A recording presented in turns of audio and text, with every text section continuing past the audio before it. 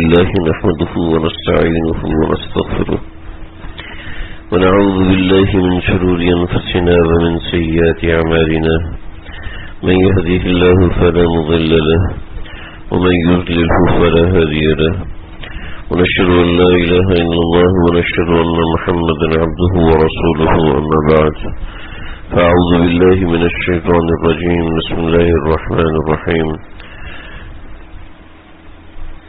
لن ينال الله لحومها ولا دماؤها ولكن يناله التقوى منكم كذلك سخرها لكم لتكبروا الله على ما هداكم الى آخره. مجھ سے نکالیں، تمیز سے بیٹھے نا بیٹا. کل سے آج تو ابھی تک چاند کا اعلان نہیں ہوا، تو کل تو اگر چاند کا اعلان نہیں ہوا تو کل نہیں بلکہ پرسوں سے جو مہینہ شروع ہو رہا ہے یہ ذی الحج ہے. ذی الحج مطلب حج والا مہینہ. ذی الحج کا مطلب حج والا مہینہ، وہ مہینہ جس میں حج کیا جاتا ہے. اللہ تعالیٰ نے 4 مہینے ایسے بنائے ہیں جن کو ابتدا سے محترم رکھا ہے. رجب، شوال، ذوالقعدہ نہیں رجب، ذوالقعدہ، ذی الحجہ اور محرم. تو ذوالقعدہ کا مہینہ یا اشہر حرم میں سے ہے جو گزر گیا. ذی الحج کا مہینہ اس کے ابتدائی 10 دن بڑی اہم ہے. جو اس کی 1 دن کا روزہ رکھے گا، 1 دن کا روزہ رکھے گا، اللہ اس کو 1 سال کے روزوں کا ثواب عطا فرمائیں گے. لیٹے نہیں، اٹھے. اور جو 9 ذی الحج کا روزہ رکھے گا، حدیث میں آتا ہے کہ اللہ اس کے 2 سال کے گناہ معاف فرما دیں گے. ایک پچھلے سال کے گناہ اور ایک اگلا سال جو آنے والا ہے اس کے گناہ اللہ تعالیٰ معاف فرما دیتے ہیں. ذی الحج کے مہینے میں ایک اور عمل ہے، وہ ہے اللہ کے راستے میں قربانی پیش کرنا. وہاں سے کچھ چیز چمچ وغیرہ لے آؤ گھمانے کے لیے، تسلی نہیں ہو رہی آپ کی. تو اللہ تعالیٰ نے اس مہینے کو بڑا بابرکت بنایا ہے، اور یہ اتنی زبردست چیز ہے، اتنی زبردست چیز ہے کہ اس کے اندر اللہ تعالیٰ نے قربانی کو واجب کیا ہے. قربانی ہر اس شخص پر واجب ہے جو صاحب استطاعت ہے.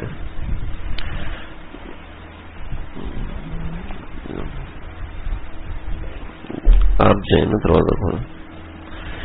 قربانی ہر اس شخص پر واجب ہے جو صاحب استطاعت ہے. آپ صلی اللہ علیہ وسلم نے فرمایا ہے من وجد ساعة لأن يضحي فلم يضحي فلا يحضر مصلانا. جو شخص ایسا ہو جس کے پاس استطاعت ہو، اور استطاعت کی مقدار شریعت نے 2 چیزیں رکھی ہیں، 7.5 تولے سونا اور 52.5 تولہ چاندی. 7.5 تولے سونا اور 52.5 تولہ چاندی استطاعت کی 2 مقداریں شریعت نے رکھی ہیں. اور شریعت کا اصول اور قاعدہ ہے کہ جب 2 نصاب آ جائیں تو ان میں اقل نصاب معتبر ہوتا ہے. 2 نصاب ہوں تو ان میں اقل نصاب معتبر ہوتا ہے. اس کو ذرا سمجھ لیں. اللہ رب العزت آپ صلی اللہ علیہ وسلم کے زمانے میں 52.5 تولہ چاندی اور 7.5 تولہ سونا اس کا ریٹ ایک ہی ہوتا تھا. مقدار اور قیمت ایک ہی بنتی تھی. تو آپ صلی اللہ علیہ وسلم نے متعین فرما دیے کہ یہ ہمارا نصاب ہے. امیر ہونے کا نصاب یہ ہے، اس سے کم ہو تو غریب ہونے کا نصاب یہ ہے. اب توجہ سے سن لینا، غریب ہونے کا نصاب یہ ہے اور امیر ہونے کا نصاب یہ ہے. آپ علیہ الصلوۃ والسلام نے متعین فرمایا. اب جب آپ صلی اللہ علیہ وسلم نے متعین فرمایا اور آپ کا زمانہ گزر گیا تو اس کے بعد کے زمانے میں چاندی سستی ہوتی گئی اور سونا مہنگا ہوتا چلا گیا. یعنی چاندی نیچے آتی چلی گئی اور سونا اوپر جانا شروع ہو گیا، اس لیے کہ لوگوں کے ہاں چاندی کا استعمال کم ہو گیا، سونے کا استعمال زیادہ ہو گیا. جس چیز کا استعمال زیادہ ہوتا ہے اس کی قیمت بڑھنا شروع ہو جاتی ہے. ایک مارکیٹ کا اصول ہے. تو سونے کی رقم بڑھتی چلے گی تو سونا مہنگا ہوتا چلا گیا. تو شریعت کی آسانیوں میں سے ایک آسانی سامنے آ گئی کہ دو نصاب شریعت کے سامنے آ گئے، ایک سونے کا نصاب اور ایک چاندی کا نصاب. بہت سے لوگ کنفیوز ہو جاتے ہیں، اس کی میں کئی مواقع پہ وضاحت بھی کر چکا ہوں کہ کنفیوژن ہونا شروع ہو جاتی ہے کہ بھئی میرے پاس تو 7.5 تولے سونا ہے ہی نہیں، 5 تولے سونا ہے. تو آج کے زمانے میں اقل نصاب جو چاندی کا ہے وہ 1 تولہ سونا سے بھی کم ہے، تقریباً 80,000 روپے. ہمارے مفتی نعیم صاحب دامت برکاتہم نے آج صبح بیان میں فرمایا کہ جس کے پاس 80,000 روپے کی بقدر مال ہے، جس کے پاس 80,000 روپے کے بقدر مال تجارت ہے، جس کے پاس 80,000 روپے کے بقدر کیش ہے، ایسا نہیں کہ تنخواہ کو بھی اس میں کاؤنٹ کریں، یہ تنخواہ سے زائد رقم رکھی ہے. اور اس کے علاوہ جس کے پاس اس ضرورت سے زائد سامان رکھا ہوا ہے. دیکھیں جی، زکوٰۃ جو ہوتی ہے، زکوٰۃ کا نصاب بھی یہی ہے، لیکن زکوٰۃ کے اندر 4 مال ہوتے ہیں: سونا، چاندی، نقد اور مال تجارت. سونا، چاندی، نقد اور مال تجارت. زکوٰۃ میں صرف یہ 4 مال ہوتے ہیں. قربانی کے اندر ضرورت سے زائد جو سامان رکھا ہے وہ بھی شامل ہوتا ہے. ضرورت سے زائد ایک گھر ہے، وہ ضرورت سے زائد ایسے ہی رکھا ہوا ہے. ضرورت سے زائد پلاٹ رکھا ہوا ہے، اس کو جب موقع ہوگا تو بنائیں گے، جب موقع ہوگا تو بیچیں گے. اب موقع ہوگا تو بنائیں گے تو زکوٰۃ واجب نہیں ہے، موقع ہوگا تو بیچیں گے تو زکوٰۃ واجب نہیں ہے، زکوٰۃ فرض نہیں ہے. لیکن موقع ہوگا تو بنائیں گے، پلاٹ رکھا ہوا تو اب اس کے اوپر قربانی لازم ہے. 10 ذی الحج، 11 ذی الحج اور 12 ذی الحج، ان 3 دنوں میں اگر کسی کے پاس یہ سب کچھ ہے تو اس کے اوپر قربانی واجب ہے. آپ علیہ السلام نے فرمایا من وجد ساعۃ لأن یضحی، جس کو استطاعت ہو کہ وہ قربانی کرے، فلم یضحی فلا یحضر مصلانا، تو وہ ہماری عیدگاہوں میں نہ آئے، یعنی ہمارے سے اس کا کوئی تعلق نہیں. ہمارے معاشرے میں مجھے بھی ایک ہمارے بڑے ساتھیوں میں سے ہیں اور اس وقت بڑے بزرگوں میں بھی شمار ہوتا ہے، تو انہوں نے مجھے ایک آڈیو کلپ بھیجا کہ بھئی یہ دیکھیں کہ یہ کیا کہہ رہے ہیں. تو اس میں بتایا گیا جی قربانی تو لازم ہے ہی نہیں. حضرت عطا فرماتے ہیں کہ قربانی تو گھر کی طرف سے ایک قربانی ہے، اور پھر لوگوں نے اس کو فخر کا باعث بنا لیا، مقابلے میں زیادہ سے زیادہ قربانیاں کرنا شروع ہو گئی. مسئلہ یہ ہے کہ ہمارے ہاں ایک ترتیب چل رہی ہے کہ نیچے کے بیٹھا ادھر شاباش، ہل گیا وہ. ہمارے ہاں ایک ترتیب چل رہی ہے کہ علاج تو ہم نے ڈاکٹر سے کرانا ہے، جو معتبر ڈاکٹر ہو، سمجھدار ڈاکٹر ہو، اچھا ڈاکٹر ہو، علاج ہم نے اس سے کرانا ہے. علاج تو ہم نے اس سے کرانا ہے، لیکن دین ہمیں کوئی بھی دے دے، نیچے رکھ دیں ہاں، دین ہمیں کوئی بھی دے دے، بس ہم اس سے لینے کو تیار ہیں. جس کسی نے تقریر کر دی ہم اس کی تقریر کے اوپر آمنا وصدقنا ہے جی. یہ نہیں دیکھتے کہ اس کے استاد جو ہے یہ نہیں دیکھتے کہ اس کے استاد جو ہیں وہ یہودی ہیں، اس کے استاد اس کو اسلام کی ڈگری دینے والے تو یہودی ہیں یا مسلمان ہے، اس بات کی کوئی تصدیق کرنے کی ضرورت نہیں سمجھتے. بس دین ہم اس سے لیتے ہیں جس سے ہمارا دل چاہتا ہے. جس کسی نے تقریر کر دی وہ جی ہم کنفیوز ہو گئے. یہ آپ کو کس نے کہا ہے کہ آپ ہر ایرے غیر نتھو خیرے کا بیان سنیں؟ جی وہ اصل میں کہہ رہے تھے سیدنا ابو ایوب انصاری فرماتے ہیں کہ ہم اپنے گھر والوں کی طرف سے، ہم اپنے پورے گھر کی طرف سے ایک قربانی کرتے ہیں. شریعت میں کوئی ایسا مسئلہ نہیں ہے جس میں اختلاف نہ ہو. عام طور پہ ہر مسئلے میں اختلاف. سیدنا عائشہ صدیقہ رضی اللہ تعالی عنہا حضرت عمر کی قبر سے پردہ کرتی تھی. ہاں جی، حضرت عمر کی قبر سے پردہ کرتی تھی. تو اب اس سے مسائل آپ نکالیں نا کہ اگر دیوار کسی مستری نے بنائی اور مستری آپ کا شوہر نہیں ہے تو آپ اس سے بھی پردہ کریں. اگر پنکھا کسی ایسے بندے نے بنایا جو آپ کا شوہر نہیں ہے تو آپ اس پنکھے سے بھی پردہ کریں. اب نکالو پھر اس سے مسئلہ. حضرت عائشہ غلط کر سکتی ہیں. بات یہ نہیں ہے، بات یہ ہے کہ صحابہ کرام میں بہت سے معاملات میں اختلاف تھا. اب وہ اختلاف امت کو بتانا شروع کر دیا جائے، اور اس میں یہ مسئلہ، اس میں وہ مسئلہ، اس میں یہ تعویل، اس میں وہ تعویل، اس لیے تو عوام کا کام ہی نہیں ہے. آپ عوام الناس کے اندر کہہ دیے نہیں جی یہ دلیل ہے، یہ دلیل ہے، یہ انتہائی گھٹیا اور غیر مناسب قسم امت میں تفرقہ ڈالنے والی بات ہے. حضرت ابو ایوب انصاری نے جو بات فرمائی ہے اس کی بھی وجہ سن لیں. حضرت ابو ایوب انصاری فرماتے گھر کی طرف سے ایک قربانی، گھر کی طرف سے ایک قربانی. تو آپ صلی اللہ علیہ وسلم نے ازواج مطہرات کی طرف سے ایک گائے کیوں ذبح کی؟ آپ صلی اللہ علیہ وسلم نے ایک موقع پہ گھر والوں کی طرف سے بکری بھی ذبح کی. بات سمجھنے کی، یعنی ایسی بات کی جائے جو جوڑی بھی جا سکے. حضرت ابو ایوب انصاری فرماتے ہیں کہ ایک قربانی. تو اس زمانے کے حالات دیکھیں، اس زمانے میں جوائنٹ فیملی سسٹم نہیں تھا. حضرت علی کا گھر آپ صلی اللہ علیہ وسلم کے گھر سے تھوڑے سے فاصلے پر تھا، 30-40 فٹ کے فاصلے پر. اور حضرت علی اور حضرت جعفر اکٹھا رہتے تھے. کہنے لگا اس کو رخصتی فرما دیں. آپ نے فرمایا علی گھر کا ہے؟ رسول اللہ گھر تو میرے پاس نہیں ہے، یہی والا گھر. آپ نے فرمایا نہ بھائی مجھے وہ نعمان والا گھر چاہیے.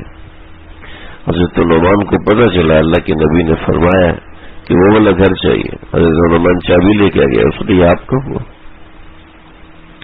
یعنی بھائی کے ساتھ رہ رہے اور اتنی وسعت نہیں، آپ رخصت ہی نہیں فرما رہے. گھر الگ کرو پھر لے کے دوں گا. جوائنٹ فیملی سسٹم اسلام میں ہے ہی نہیں، شروع سے نہیں. اور اس زمانے کی عورتیں کماتی نہیں ہوتی تھی. اس زمانے کی عورتیں نوکری نہیں کرتی ہوتی تھی. اس زمانے کی عورتوں کے پاس جو زیور ہوتا تھا وہ شوہر کی ملکیت ہوتا تھا. اس زمانے میں بچہ جب بالغ ہوتا تھا اس کی شادی کر کے اس کو الگ کر دیتے تھے، الگ گھر لے دیتے تھے اس کو. آپ صلی اللہ علیہ وسلم کے ازواج مطہرات سے زیادہ محبت کرنے والے کون ہوں گے؟ لیکن آپ نے ہر ایک کو گھر الگ بنا کے دیے، حجرے الگ دیے. ہر ایک کو، ہر ایک کا حجرہ الگ تھا، اکٹھے نہیں رہتے تھے. تو وہ تو فیملی سسٹم ہی ہوتا. آپ اس فیملی سسٹم کو اس فیملی سسٹم کے اوپر رکھ رہے ہیں. یہ ایک گھر کی طرف سے ایک قربانی، یعنی ایک گھر میں ایک بندہ صاحب نصاب ہے، ایک بندے کی ملکیت میں مال ہے، چنانچہ وہی ایک قربانی کرے گا. ان کو اور کوئی صحابی نہیں ملا. حضرت عمر فاروق، حضرت ابوبکر صدیق، انہوں نے 10 سال تک قربانی نہیں. ان کے ہمسائے میں ایک صاحب رہے، کہنے لگے جی میں 10 سال ان کے ہمسائے میں رہا اور انہوں نے قربانی نہیں کی. انہوں نے قربانی نہیں کی تو وہی وہ صاحب نصاب ہی نہیں تھے. 14 پیمند حضرت عمر کے کپڑوں پہ لگے ہوتے تھے. جب حضرت عمر صاحب نصاب ہی نہیں تو وہ قربانی کیوں کریں گے؟ جی حضرت ابوبکر صدیق رضی اللہ عنہ بیت المال سے مال لیتے تھے. اور حضرت شیخ الحدیث حضرت مولانا زکریا صاحب رحمۃ اللہ علیہ نے روایت لکھی ہے کہ ان کی اہلیہ محترمہ روزانہ ایک چٹکی اندر سے آٹا نکال لیتی، ایک چٹکی آٹا نکال لیتی. پورے مہینے میں 30 چٹکیاں ہوئی. 30 چٹکیوں سے تھوڑا سا حلوہ بنا اور سیدنا ابوبکر صدیق رضی اللہ عنہ کی خدمت میں پیش کیا. کہاں سے آیا؟ یہ بیت المال سے جو آٹا آتا ہے اس سے میں روزانہ 1 چٹکی نکال لیتی ہوں، یعنی 1 چمچ نکال لیتی ہوں، تو 30 دن میں 30 چمچ ہوئے. میں نے آپ کے لیے یہ حلوہ بنایا. تو خازن کو بلایا، ادھر آؤ. وہ آئے، فرمانے لگے جو میرے حصے کا آٹا آتا ہے نا اس میں سے 1 چٹکی کم کر دو. 1 چٹکی کم کے ساتھ جب میرا گزارا ہو سکتا ہے تو مجھے 1 چٹکی زیادہ لینے کی کیا ضرورت. یعنی اتنا زیادہ گھر کے اندر فقر و فاقہ تھا، تو ان کے اوپر قربانی واجب ہی نہیں تھی. جب واجب نہیں تھی تو وہ کیسے کرے قربانی؟ تو بات سمجھو جی، قربانی جس پر واجب ہے اس کی بات ہو رہی ہے. پھر آپ صلی اللہ علیہ وسلم کے اس فرمان علی شان کو آپ کیا کریں گے؟ وجد ساتھ نہیں بھائی جی، جو کر سکتا ہے کرے، جو نہیں کر سکتا کوئی ضرورت نہیں ہے کرنے کی. یہ صاف نظر آ رہا ہے کہ اس زمانے کے حالات سے جی چرا کے محض ایک رائے قائم ہے. سیدنا امام شافعی رحمۃ اللہ علیہ قربانی کو سنت موقدہ کہتے تھے. سیدنا امام احمد بن حنبل رحمۃ اللہ علیہ قربانی کو سنت موقدہ کہتے تھے، اور امام مالک اور امام ابو حنیفہ قربانی کو واجب فرماتے ہیں. اچھا آپ سنیں، امام شافعی رحمۃ اللہ علیہ سنت موقدہ کیوں کہتے ہیں؟ اس لیے کہ امام شافعی کے ہاں واجب کی ٹرمینالوجی ہے ہی نہیں. وہ کہتے ہیں جی واجب کچھ بھی نہیں ہوتا، بس فرض ہوتا ہے اور سنت ہوتا ہے. لہذا ان کے نزدیک واجب کچھ بھی نہیں ہے، واجب کچھ ہے ہی نہیں. ان چیزوں میں واجب کچھ نہیں ہے. وہ کہتے ہیں جی یہ سنت موقدہ ہے، اور سنت موقدہ میں 2 قسمیں ہیں ان کے ہاں، جن کو ہم سمجھنے کے لیے کبھی کبھی واجب کہہ دیتے کہ امام شافعی کے نزدیک یہ واجب ہے. تو سنت موقدہ کی 2 قسمیں، جیسے داڑھی رکھنا امام شافعی کے نزدیک سنت موقدہ ہے، یعنی کہ وہ سنت موقدہ ہے جس کے ترک کرنے پر گناہ لازم آتا ہے اور جس کے ترک کرنے پر قضا لازم آتی ہے. یعنی وہ بھی کہنے کو تو سنت موقدہ کہتے ہیں لیکن ہے ان کے نزدیک بھی واجب ہے. تو امام شافعی کے نزدیک بھی واجب، امام مالک کے نزدیک بھی واجب، امام ابو حنیفہ کے نزدیک بھی واجب، اور اسی لحاظ سے دیکھا جائے تو امام احمد بن حنبل رحمۃ اللہ علیہ کے نزدیک بھی واجب. جب ساری امت واجب کہہ رہی ہے، یہ آپ کیا سمجھانا چاہتے ہیں امت کو؟ کیا بتانا چاہتے ہیں امت کو؟ امت قربانیاں نہ کرے. پہلے انہوں نے زور لگایا کہ جانور کم ہو جائیں گے، مسلم امت کا جوش و خروش اور بڑا. اللہ رب العزت نے 1950 سے یہ پروپیگنڈا چل رہا ہے، پورا مچھلی بازار بھی کھلے ہوئے ہیں، جانوروں کو بازار بھی کھلے، لیکن جیسی قربانی کا معاملہ ہوتا ہے ان کو تکلیف ہونا شروع ہو جاتی ہے. کیوں؟ مسلمانوں کا شعار اور اللہ رب العزت نے قربانی کو حضرت آدم علیہ السلام کے زمانے سے بیدار رکھا. حضرت آدم علیہ السلام کے زمانے سے بیدار رکھا کہ حابیل اور قابیل کی جب آپس میں اختلاف ہوتا ہے تو ایک بھائی قربانی پیش کرتا ہے. قربانی قرب سے ہے، قربانی سے انسان کو اللہ کا قرب حاصل ہوتا ہے، اور قربانی سے اگر انسان کو اللہ کا قرب حاصل نہ ہو تو اس کا مطلب ہے کہ اس نے قربانی بطور قربانی نہیں کی. قربانی سے کہ جانور کو کچھ عرصہ حضرت مولانا شاہ رحمت صاحب رحمۃ اللہ علیہ قربانی کے جانور کو ایک مرتبہ ایسا ہوا کہ کوئی چھوٹا سا جو بکرا تھا اس کو لیا، یعنی کہ جو بکرا پیدا ہوا تھا اس کو لیا اور اس کو اپنے ساتھ رکھا. نماز پڑھنے جاتے تو لے کے جاتے، مسجد کے باہر باندھ دیتے، نماز سے واپس آتے تو لے کر آتے باندھ دیتے.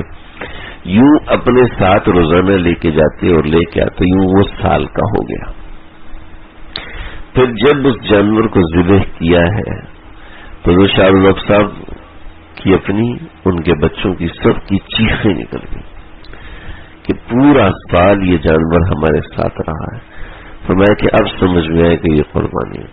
حضرت کے بعض بچے بیمار ہو گئے اور خود بھی بیمار ہو گئے. پھر کہا کہ میں آج کے بعد ایسا کبھی نہیں کروں گا کہ ہم میں اتنی سخت نہیں ہے، ہم میں اتنی. چنانچہ مستحب ہے کہ قربانی کے جانوروں کو کچھ عرصے اپنے ساتھ رکھا جائے، کچھ سے موارثت، اس سے محبت پیدا ہو جائے. جب موارثت اور محبت پیدا ہوگی تو جب قربان کرے گا تو اس سے تھوڑی سی تکلیف ہوگی. قربانی سے پہلے ایک دو کام ضروری ہیں، یعنی یہ کام مستحب کے درجے کا ہے کہ جس کے ذمے قربانی واجب ہے اس کو چاہیے کہ یکم ذی الحج سے اپنے ناخن اور اپنے بال مونچھیں زائد بال نہ تراشے۔ آپ صلی اللہ علیہ وسلم نے فرمایا کہ کیا ہی اچھی بات ہے، مجھے روایت کے الفاظ صحیح سے یاد نہیں ہے کہ حجاج سے مشابہت اختیار کی جائے۔ حجاج سے مشابہت میں حدیث تلاش بھی کی، مجھے ملی نہیں، تو حجاج سے مشابہت تلاش کی جائے وہ اس طریقے سے کہ جس کے ذمہ قربانی واجب ہے وہ اپنے ناخن اور بال نہ تراشے جب تک جانور ذبح نہ کر دیے جائے، اس لیے کہ حتی ولا تحلقوا رؤوسکم حتی یبلغ الہدی محلہ، کہ حجاج کے ذمہ لازم ہے کہ اپنے سر کو اس وقت تک نہ مڑائیں جب تک قربانی اپنی محل یعنی قربان گاہ تک پہنچ کے ذبح نہ ہو جائے، اس وقت تک اپنے بالوں کو نہ کاٹیں۔ تو یہ تو ایک معاملہ ہے، نمبر 1۔ نمبر 2، کوشش کریں یکم ذی الحج سے لے کے 9 ذی الحج تک روزہ رکھیں، اس کی عادت ڈالیں۔ ہمارے ہاں روزہ رکھنے کی عادت نہیں رہی، روزہ رکھنا بس جو دیندار لوگ ہوتے ہیں بس کوشش کر کے وہ رمضان میں تو روزہ رکھ لیتے ہیں، لیکن رمضان کے علاوہ جو نفلی روزے ہیں ان کی طرف کوئی شغف نہیں ہوتا۔ کوشش کی جائے کہ ان 10 دنوں کے اندر روزہ رکھا جائے، ان 10 دنوں میں روزہ رکھا جائے۔ حدیث میں آتا ہے کہ جنت میں روزے داروں کے لیے الگ سے دروازہ ہے، تو کوشش کر کے روزہ رکھنے کی ترتیب بنائی جائے۔ 2 باتیں ہوگی۔ تیسری بات، ذی الحج کی ان 10 راتوں میں کوئی نہ کوئی عبادت کی جائے، کوئی نہ کوئی عبادت کا معمول بنایا جائے، اس لیے کہ بعض مفسرین کے مطابق یہ 10 راتیں رمضان کی راتوں سے افضل ہیں۔ والفجر ولیال عشر، یکم سے لے کے 10 ذی الحج تک جو رات ہیں، یہ 10 کی 10 راتیں بڑی فضیلت والی ہیں۔ ان 10 راتوں میں عبادت کی جائے، ان 10 راتوں میں کوئی نہ کوئی نیک عمل کیا جائے، 2 نفل پڑھ لیے جائیں تاکہ پتہ چلے کہ ہم نے اس کی فضیلت کو حاصل کیا ہے۔ اس رات میں کچھ ایک تصویر بڑھا دی جائے، کچھ ذکر اللہ بڑھا دیا جائے کہ پتہ چلے کہ ہم نے ان ایام کی قدر کی ہے۔ ہر سال یہ ایام آتے ہیں اور ایسے ہی گزر جاتے ہیں جیسے غفلت میں دیگر ایام گزرتے، جیسے غفلت میں دوسرے دن گزرتے۔ تو اللہ تعالیٰ مجھے آپ کو ہم سب کو سمجھنے کی توفیق عطا فرمائے۔ اور پھر آخری اور اہم عمل کہ قربانی کا ہے۔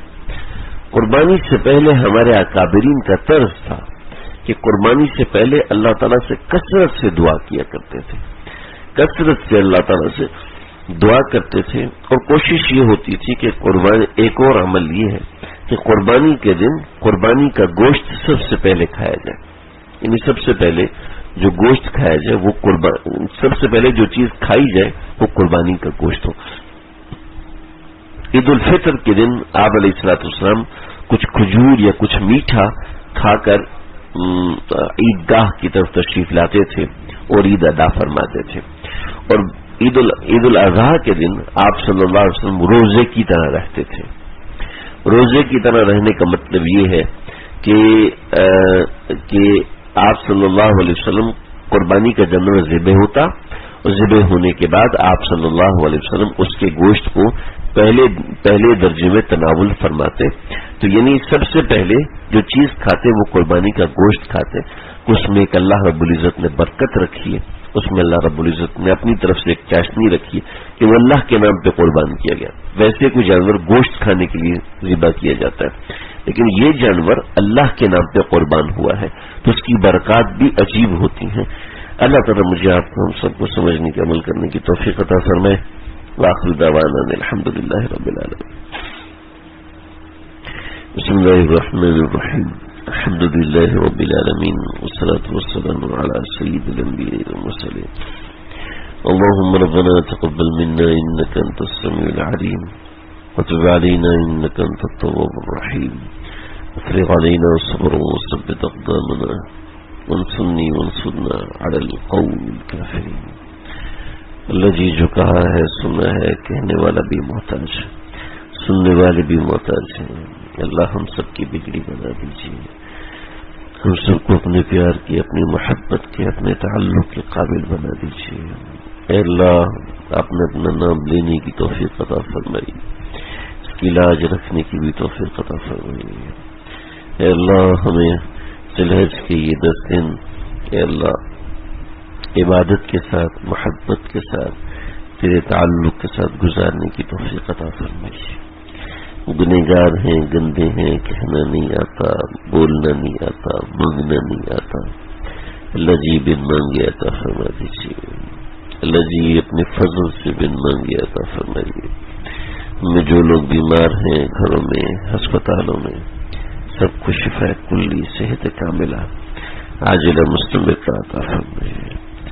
ہمارے قاری صاحب کا ایکسیڈنٹ ہوا ہے، اے اللہ